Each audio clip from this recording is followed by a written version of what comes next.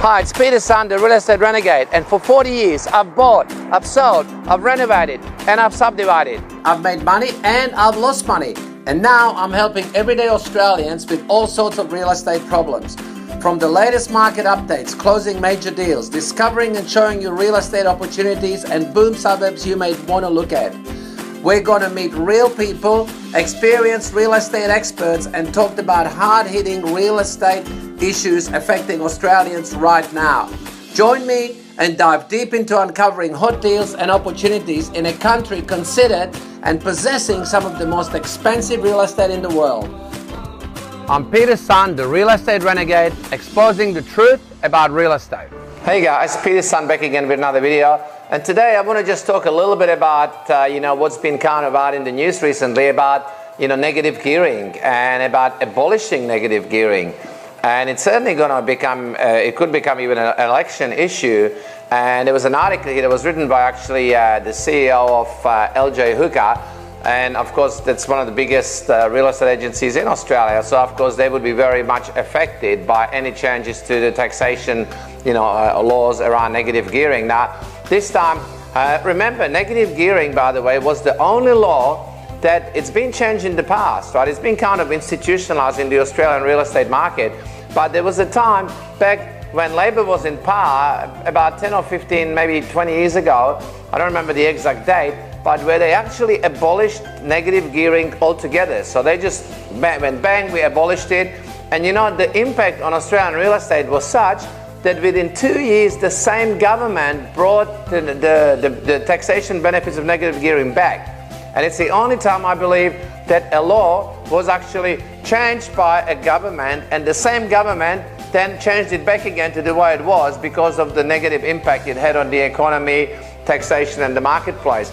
So I hope that the current governments have learned from that mistake, and we're not going to repeat that again. Now, the changes that are being bandied about this time is not actually to repeat it altogether, but it's to make it available only for new properties, not for older properties. So it would only apply, to new property. They're kind of saying like that the only people that benefit from negative gearing are the rich, because they're the ones that have all the investment properties.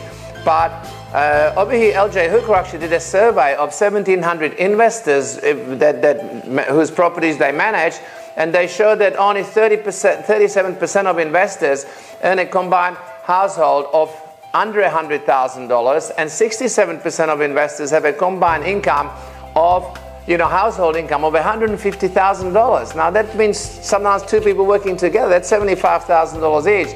So it's not like the very wealthy who are actually investing in the majority of these investment, properties. And so the perception that investors are kind of wealthy was overblown, especially in like Sydney and Melbourne, where obviously the prices are quite high, and incomes need to be combined for people to be able to make ends meet.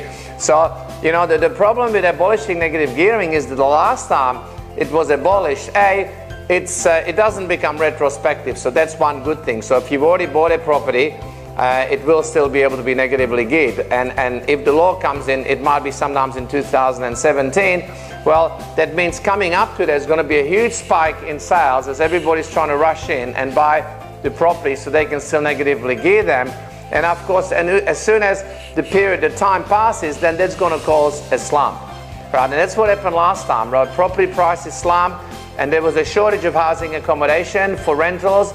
So the rental market shot up, the rents became unaffordable, and suddenly the government found themselves in a position that they had to supply housing for people who couldn't afford it or couldn't get some in the open marketplace.